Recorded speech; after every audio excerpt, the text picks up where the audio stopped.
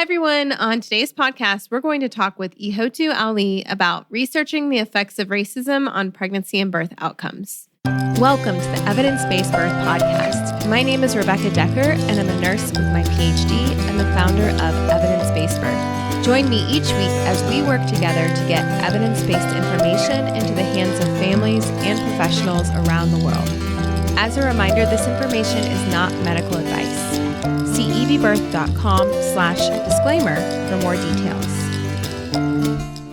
Hi, everyone, and welcome to today's episode of the Evidence-Based Birth Podcast. My name is Rebecca Decker, pronouns she, her, and I will be your host for today's episode. Today, we are so excited to welcome one of our team members to the show, Ihotu Ali. Before we interview Ihoutu, I want to make you aware of a content warning on discussion of racism, preterm birth, and other adverse health outcomes. If there are any other detailed content or trigger warnings, we'll post them in the description or show notes that go along with this episode. And now I'd like to introduce our honored guest. Ihoutu, which means love in Idoma, is an integrative medicine practitioner, student doctor, and womb healer. As the granddaughter of a traditional Nigerian chief, Polish-Irish farmers, and a graduate of Columbia University, Ihoutu conducted maternal health research with the United Nations before becoming a doula in 2011. She studied African, Indigenous, and other cultural practices for childbirth, ancestral and womb healing, alongside medical training in chiropractic care and neuroscience. Ihoutu, pronouns she, her, is a co-founder of the Minnesota Healing Justice Network, featured in Rolling Stone magazine for their focus on rest for residents and healers through the Uprising. In response to widespread burnout, Ihoutu then partnered with the technology company We Sparkle Co. to form the Oshun Center for Intercultural Healing, a small business incubator and interracial collective offering online courses and consulting on decolonizing and democratizing medicine and business. As a national speaker and consultant, Ihoutu teaches on cultural healing, racism research, appropriation, allyship, and economic justice tools like the sliding scale rate. Ihoutu joined us at EBB as a research associate in February of 2021, and we are so thrilled today that she is coming back on the EBB podcast to talk about the work she's doing. Welcome, Ihoutu, to the Evidence-Based Birth Podcast. Thank you. Hello. This is your second appearance on the podcast. You came on EBB in 2020 for a special takeover episode. That episode is 143, called Birthing in a World with Reproductive Justice. And so we're excited that you're here again, and you're going to be with us next week as well. Yes. So Ihoutu, lots of fun. When you came on the team in February, you started helping us compose Black tiles for the first few months. Can you talk to our listeners about that project and some of the captions you wrote? Because I don't think people understand like all of the time and energy that went into some of our social media posts throughout the past year.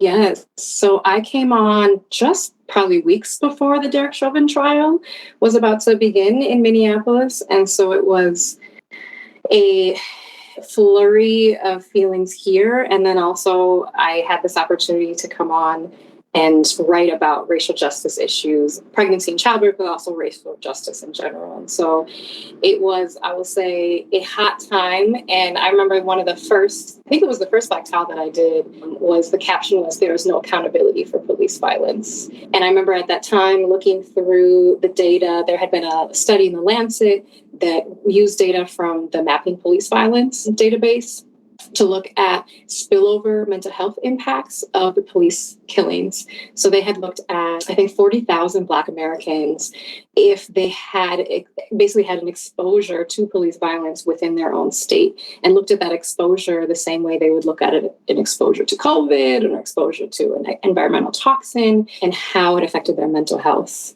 to be experiencing that. And so I was very viscerally living it at the same time as writing about it. And I think it was difficult to put all that together, but also really empowering to see the response in the EBB community, and, to see ultimately that the trial did have accountability. That was a really huge moment for all of us, knowing that the data really didn't show a history of having accountability at all. Yeah, although there may have been some accountability at the individual level, but not at a societal level or anything like Yeah. that. But Legal level, right? yeah. There was Go there ahead. was also this great this local researcher here, and a friend of mine, Dr. Rachel Hardiman, had been working on a study that was looking at if preterm births would go up in areas where there was also police violence, and found a positive correlation there. So there was really interesting research coming out during that time that was fun to put out. And I think, some people are like, well, why are you talking about this type of these killings and violence related to the police force on evidence-based birth? Like, you're a birth organization. Like, why are you talking about this? And you were able to find the research that showed like there is a link between racialized violence and the pregnancy outcomes for Black families and communities. Right. And that's the beauty of the research, right? You're looking at environmental impacts on the body, you're looking at mental health impacts. And so even though it doesn't affect everyone in the same way, definitely for Black Americans experiencing violence directly or indirectly, we feel it. And it goes into the way our metabolism works, our immune system is working, our nervous system is working, cardiovascular. And when we have babies, it shows. Were there any other Black tiles you wanted to talk about or anything else about that project? Yeah, there was one that I loved writing, which was about ancestor grand midwife, Nankululeko Dahemba. So this was someone who I had met once in New York. I lived for about 10 years in New York, and I was a birth worker in Harlem. Shout out to any New York birth workers who may be listening to this right now. And Nankululeko was a grand midwife, an elder midwife in Harlem. And so when we heard the really tragic news that she had passed, there were many other Black birth workers who had put up posts kind of in homage to her life and all that she had done for Harlem, and really kind of innovative work that she had done around creating the first postpartum kind of visits and education. So we adapted, with permission from another friend of mine, Chanel Portia of Ancient Song Doula Services, to highlight her and highlight grand midwives. Another one has passed recently, and so we wanted to highlight that tradition. If you don't already know about Black grand midwives from the South in the United States, check them out. It's a beautiful, beautiful teachers among us. And I think that highlights the fact that our Black Tile Project was not just about research, but we also focused on history and solutions. Because although we're focused on the research evidence at evidence-based birth, we also know that part of doing research is finding out how we got here and how we can move forward into the future. Absolutely. And before I came on, there was so much beautiful research that was put out through different Black tiles by Anna Bertoni and other parts of the EBB team that were looking at a whole range of, the accelerated aging that also... We had Tyler Jean Dukes. It was a doctoral student who spent a lot of her doctoral student time writing a lot of Black tiles as well. So it was definitely a joint effort between the four of us. So what inspired the decision to move on from the Black tiles to kind of pausing that and focusing on writing a full-fledged signature article on the topic of racism and its impact on pregnancy and birth? For those of you who don't know, our signature articles are more full-length, very detailed written articles that we take about a year to compose and then send out for peer review before we publish. Right. And that idea, I think, originally came from Dr. Saida Pepra, your conversations with her. You proposed it to me, and I thought it would be a great idea for a resource for birth workers, for policymakers. The big emphasis at EBB on advocacy was we need the research in order to support our advocacy. That was why initially the Minnesota Healing Justice Network wanted you to put out the research so we can put that into people's hands. I think it could also be a great guide for families to have a knowledge of what they're up against, and also how to bring research into conversations with their providers. But I think we want to take care also to highlight the voices of Black women and researchers at the center. So, for example, local authors and researchers like Dr. Rachel Hardiman, Rebecca Polston of the Roots Community Birth Center here, Resma Medicam's work from My Grandmother's Hands on Somatic Abolitionism, as well as national folks. So Dorothy Roberts, Monica McLemore, Jenny Joseph, Karen Scott, the different organizations that are around like Sister Song and Black Mamas Matter. We want to really highlight their voices at the center of this and make sure that we can use, an EBB platform strategically to bolster what they're already doing and make sure that they're staying at the center of it.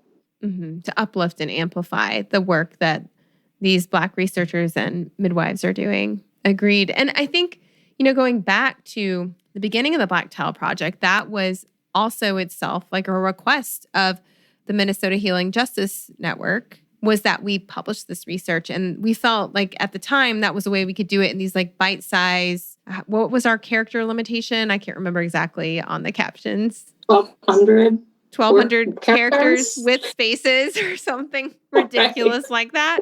And then we realized, okay, we have all this research now. It's kind of spread across all of social media. Can we somehow turn it into a single document that could then be repurposed in different ways and other people could use it how they see fit? So that was like, it seemed like a good decision to make. But in order to do that, that kind of changed your role a little bit because you were working on these social media posts, and now you're knee deep in a big research article. Neck deep, I don't know what you want to call it. It's a lot. It's a lot. So what is the scope of a lot of research? Yeah, what is the scope of the article that you're working on for EBB, and what kinds of like topics and subtopics are you covering? Yeah, so we're going to have about 3 big chunks of sections. So the first one will be about history, and that may be, we're covering the history that you need to know. How did we get to where we are, and the echoes that continue into where we are, right? So obviously we're talking about slavery, colonialism, the history of experimentation that created the gynecology as it is today, but also the indigenous history and the birthing cultural traditions that predated these things, right? Or have even resisted through it. So like where we've been, it will be one part.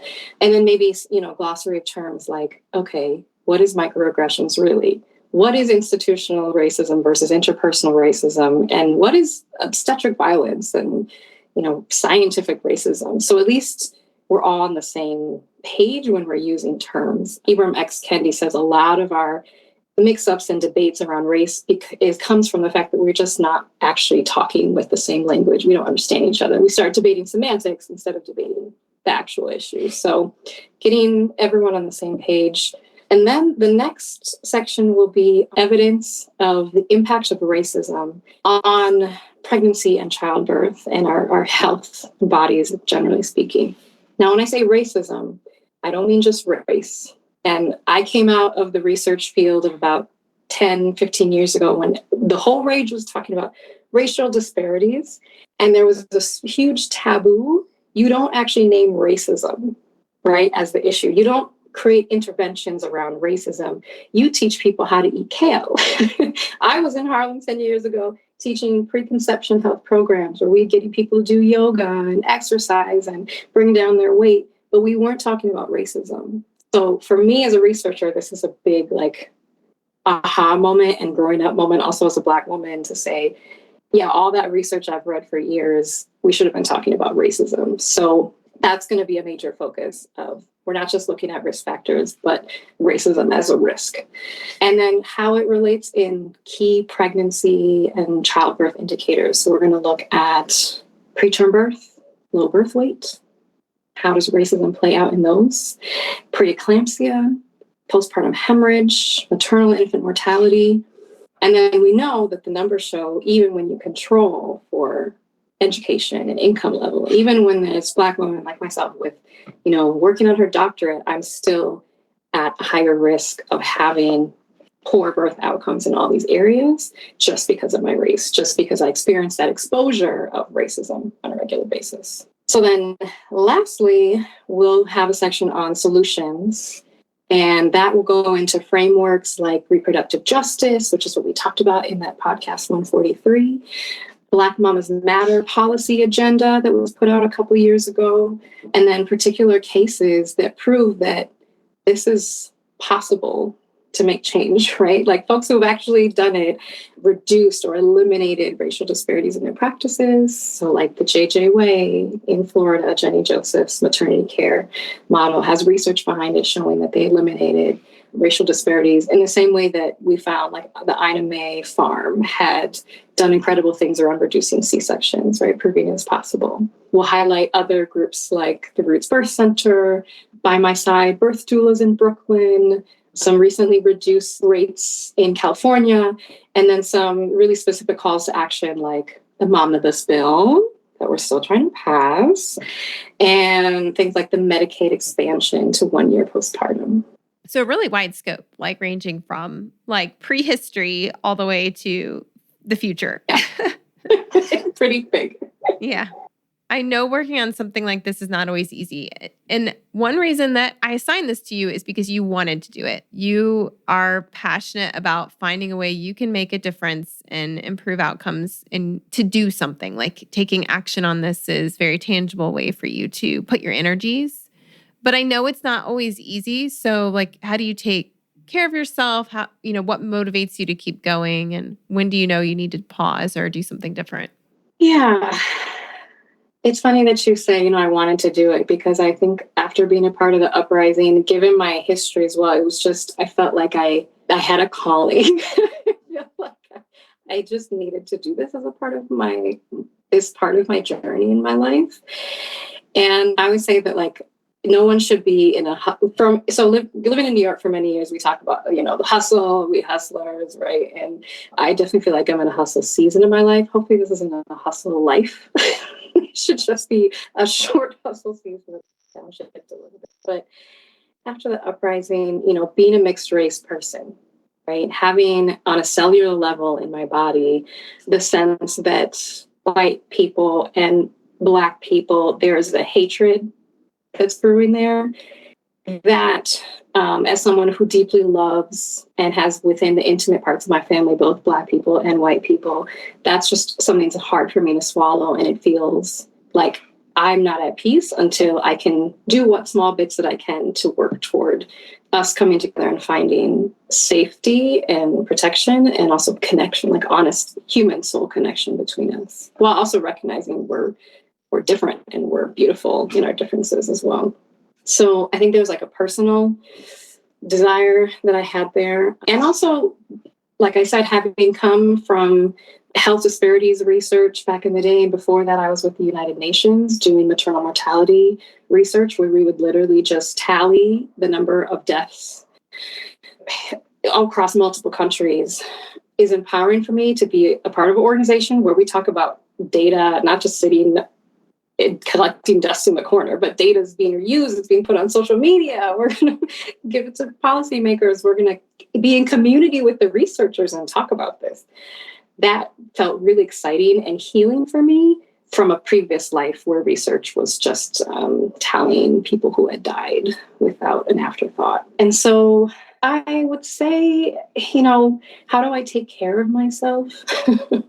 Well, I run the Oshun Center, as you mentioned, for Intercultural Healing. We're this group of cultural healers in Minneapolis. We have a monthly newsletter called The Slow Burn that is basically burnout prevention resources for healthcare workers and activists. And so what I've come to realize over the last couple of years, pandemic plus Uprising, is we should go slow enough that we don't stop, but we also don't burn out. I've seen a lot of people burn out and just disappear from the movement, or feel like they can't go at a crazy pace, and so they don't do anything to begin with. And both sides, we lose people who we need in the movement. So I think about my work as kind of a slow burn. I'm a big fan of naps. Shout out to Nap Ministry, kind of changed my world. So we talk about that a lot. I'm a big believer in taking and reclaiming the Sabbath. I grew up Christian. I practice kind of a plethora of spiritual traditions now, but I'm a big believer in the term of Sabbath and this idea of taking 1 day a week of rest. Also around like the new moon and when I'm on my period, I believe that's, a really potent time where your body's doing a lot of work and you need to kind of slow it down. And then I try to take a few weeks sabbatical every year, maybe especially during the winter time, where I just get to follow what my body wants to do. And so those periods of breaks and rest and naps, I think, is helpful. Sometimes when I'm listening to a particular research study that's pretty intense, I might watch it on video instead of just reading it, or I might, take it around to walk around the lake. So I kind of get to mix a little bit of screen time and also earth time, walking barefoot on the earth, doing some earthing. And then I like this practice called mental fasting, which I got from a friend of mine who's an Ayurveda practitioner who helped me a lot in my burnout time. I was healing just when I was coming on to EBB teens. So this was like maybe January, February of last year. And this is a practice called mental fasting. It's really, you just take, let's say, an hour and do not think of anything. I know that you see these YouTube videos about like the empty box and the nothing box, right? And so I try to, take a walk or lay down and honestly drain the things out of my head, because reading and social media and the news, we do a lot of overload. And so sometimes I just intentionally have to drain the pot before I can add more things into it. Wow. Thank you for sharing that. I can just see this being so helpful for some of our listeners. They're like taking notes. Wait, what do I do? Okay. Walk around the lake barefoot and mental fast and take naps. And you recommend the Nap Ministry. That's a social media account that people can follow. Yes. They're wonderful. They're about rest as resistance and a part of the liberation, especially for people of color, to, instead of being in the same bodies as if slavery and capitalism is this constant production, we actually need to take intentional time to rest. We still work, but we rest along the way. So I'd love for you to share a sneak peek of two of the sections that you've been writing on. I know I have been kind of leading the history section, and you've been leading the middle section in the about racism and its effects on outcomes, and then the solution section. So can you share a little bit about maybe the preterm birth and racism section? Sure. Yeah. Well, I would love to say too that there's so much, the preterm birth section is really familiar to me from this research is been around for a long time. What's new, we know that their impact in the body in terms of something called allostatic load, right? Or racial weathering or racial battle fatigue, where there's this constant sense of vigilance.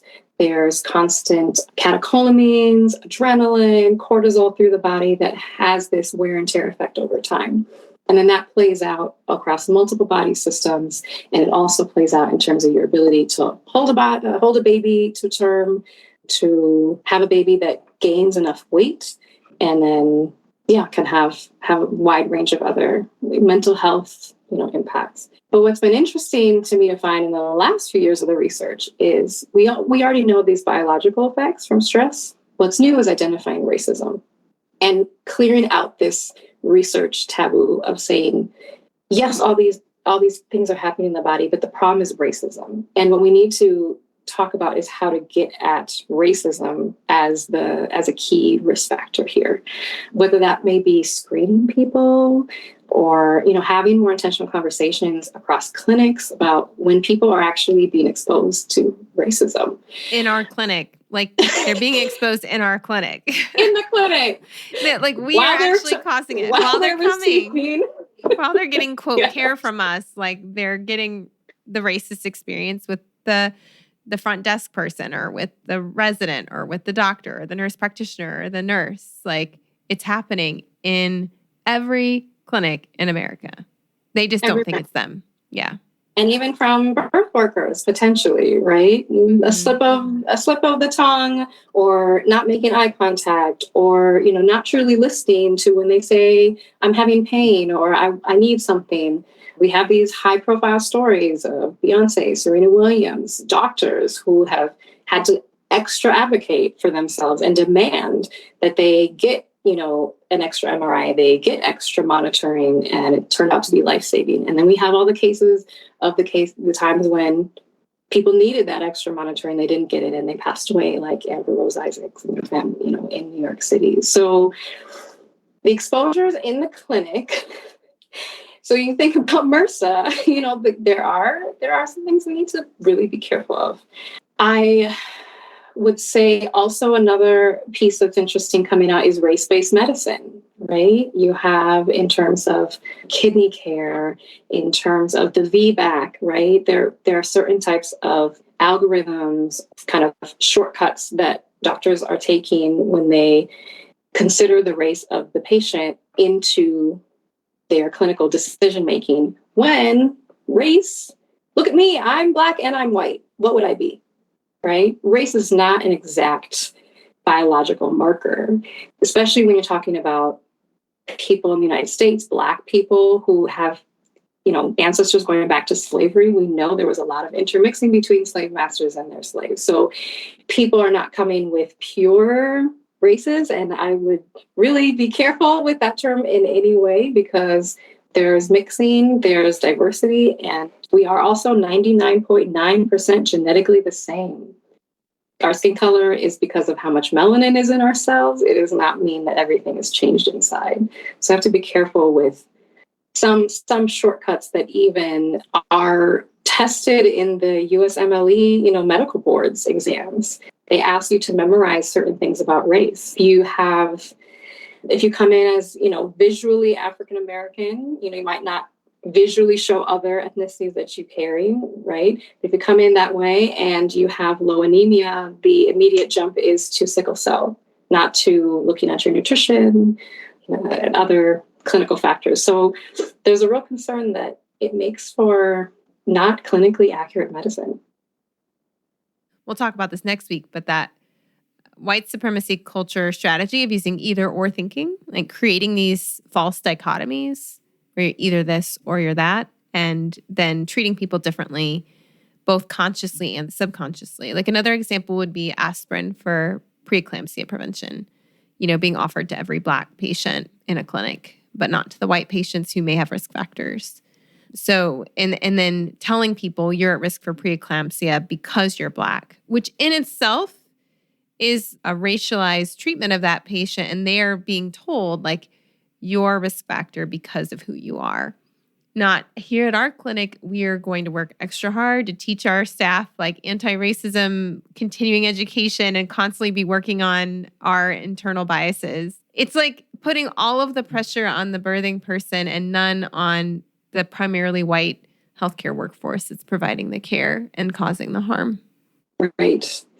And there's even further back that we go from that as well, which is to look at medical students and OBGYN, residents, and make sure that there's not anti-racism baked into their implicit bias baked into their training, right? So we can think, this is a big picture, but right, dream big, and then we can what is it? You aim for the stars, and then you land in the sky, How do we remove implicit bias from even the training, and then we don't have to undo it later? And how do we also bolster and really support and bulk up the protective factors, community, right? Resilience factors around people of color, around families of color that we're working with? How do we be extra protective, making sure that they have access to doulas, that they have access to midwives if they so choose, that they have family support around them, that they have Medicaid for 1 year postpartum, if that's going to help them, right? We can go at this two different directions as well. Yeah. So moving on towards more solutions, you've told me that one of your favorite sections of the paper is the solutions part. Can you talk about some of the solutions you've been writing on? Absolutely. Well, I really love the research that's come out on Jenny Joseph's model, where she has created a clinic now. There's a birth center, but you can also birth at the hospital. So there's choice baked into that. It's not just all about, the whole sessions with Jenny Joseph, the midwife. She has a whole team that it seems to me like, it reminds me of like aunties and grandmas and, cousins and family members in this space. It feels like it's really culturally grounded. They're easy to access. You can call them anytime. And it seems like they support really the whole family. And I think that's kind of what is interesting about birth work is, it's this one snapshot in someone's life when they're having a baby, but it all of their history plays into how that pregnancy and that birth is going to go. They're obviously thinking about the future and their whole family, traditionally speaking, with cultural birthing practices. You've got the extended family there. You've got a midwife that have maybe known your family for a long time. So coming back to that way it used to be, where we're not just hyper focusing on how is the fetus doing. We're not hyper focusing on managing preeclampsia. We want everyone to be safe and to be clinically accurate, but we're also having this holistic framework. We care about the whole person, which is the midwifery model of care. And it seems like that model works because with Jenny Joseph's, the JJ Way model has effectively eliminated racial disparities in preterm birth from what the research shows. And that's seen not just Black families, but families from all different backgrounds. Mm-hmm. And so I would love for you listeners to know that Jenny Joseph did come on the podcast. Episode 136 is one of my all-time favorite interviews I've ever done. So make sure you listen to it. It's extremely powerful. And you can also visit Jenny's website at commonsense-childbirth.com. Was there anything else you wanted to share from that section?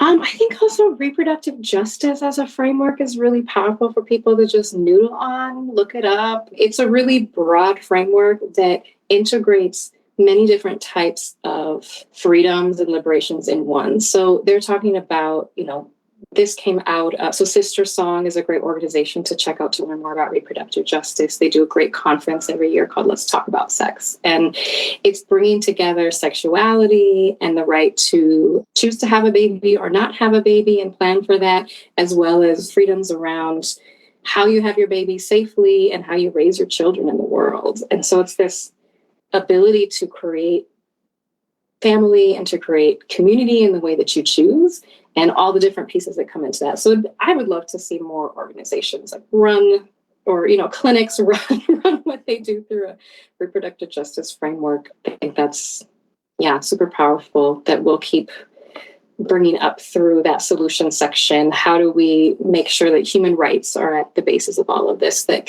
human connection is at the basis of all of this, and also that we, I think there's a hashtag that goes, cite Black women, and make sure that their voices are at the center of all of this.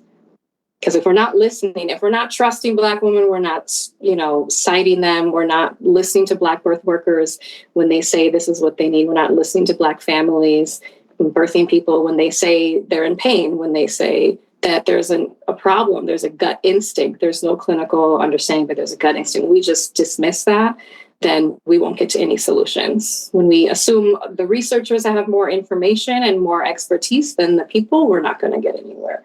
Yeah, I can't wait to read your latest draft of that section, because you're citing so many amazing Black researchers and midwives and other birth workers. So we're about halfway through, I would estimate, the process of drafting this paper. What are some of the thoughts or brainstorms that have come up as you've worked on this project? Well, white supremacy culture is everywhere in research. That is one big takeaway that I've experienced. So Tima Okun's work on white supremacy culture that Rebecca, you quote in the EBB instructor training, and I have really learned to use that all the time from you as well.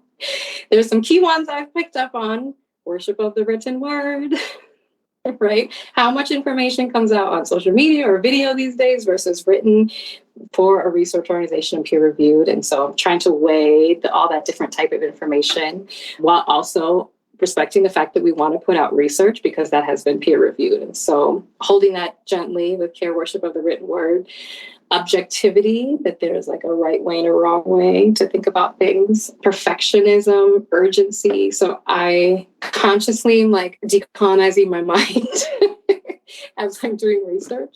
I would say the other thing is a beautiful reminder that I got from Anna Bertoni, who shepherded me in as head of the research team as I joined EBB. And I loved on the recent podcast on essential oils, the meditation that she shared, that she does before going into research, just remembering that all these people are humans.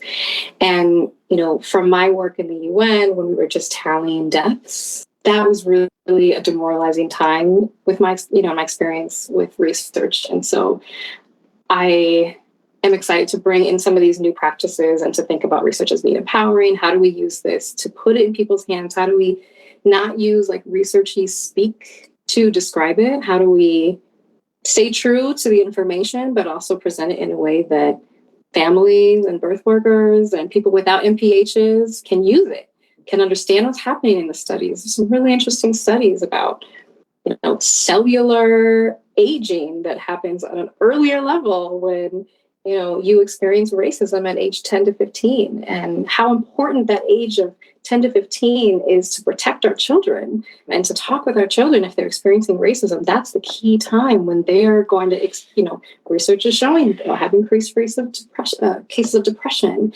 and weathering throughout their life when they are experiencing racism in junior high. So what do we do about that as parents, as aunties, as community members? So I will say one other thing I wanted to add to is that I'm really interested in how research in these conversations can get us back to this idea of like a human family or a soul family. So as a birth worker, I care for people's biological families, right? Like who are going to walk with them through life, right? But as a researcher, as an advocate, I try to help people find their way to their soul family. And that might mean that you interact with clients differently. You interact with other birth workers differently. You may reach out to researchers. And I'm just hoping that this work that I'm doing, that we're doing together, that we're like scouring the internet for data, also is not just data. Like the stories come alive for people, and it brings us back to our connection with each other.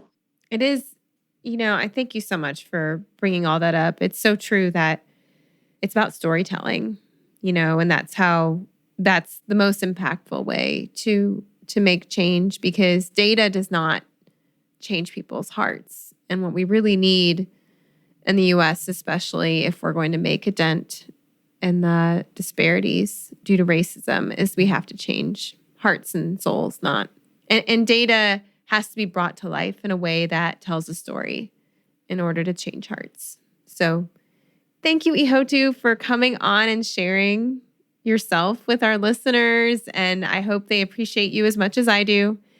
And I feel so fortunate that I get to talk with you every week and, update each other on researchy stuff, but also life stuff as well, and these deeper questions. Absolutely. It's a pleasure. It's hard work, but it feels like the work that I need to do. And hopefully that's what we're all doing. If it's hard, it better be worth it. Thank you, Ihoutu. All right.